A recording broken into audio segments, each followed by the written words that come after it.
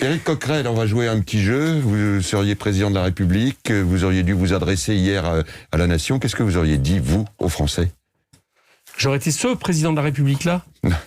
Parce que ce président de la République-là, j'aurais peut-être pas fait un exercice d'autosatisfaction comme il l'a fait.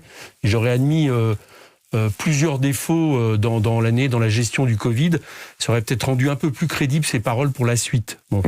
Si moi, demain, j'étais président de la République, je pense que avec mes amis de France Insoumise, je pense que j'aurais évité un certain nombre d'erreurs, à commencer, par exemple, par avoir continué à appauvrir depuis des années l'hôpital public, qui est la raison même pour laquelle la crise du Covid s'est révélée aussi brutale et aussi violente et aussi malheureusement mortifère. Ce n'est pas seulement le président actuel, mais une génération de libéralisme qui a abouti également à cette... Absolument, mais il a beaucoup fait. Il a beaucoup fait, dites-vous.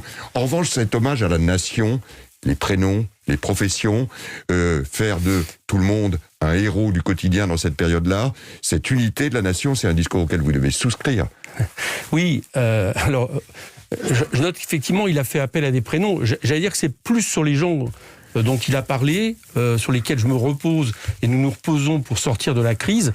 Les enseignants, les soignants, ceux qui sont en deuxième ligne, qui continuent à faire en sorte qu'on puisse se nourrir, etc., sur lesquels je compte, plutôt que sur les décisions du gouvernement. Mais je remarque que dans son énumération, il a oublié des gens. Par exemple, il a oublié Jeff Bezos, ça aurait été intéressant. Plus 77 millions de dollars de richesse cette année pour 2020, ou alors Bernard Arnault, plus 9 milliards de dollars qu'il a gagné à LVMH grâce à la politique fiscale de ce gouvernement et au fait d'avoir refusé de taxer les profiteurs de crise comme on le proposait.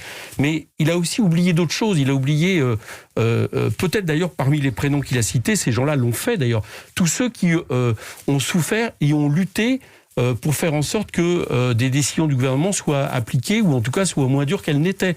Je pense par exemple à Diangou, Inès, Nabil, c'est des gens de ma circonscription qui sont dans les quartiers populaires, des collectifs d'associations, qui font des collectes solidaires parce que l'État était tellement absent après des années de libéralisme que heureusement qu'il y a eu les associations, les collectifs pour aider les gens. Je pense par exemple à Ali.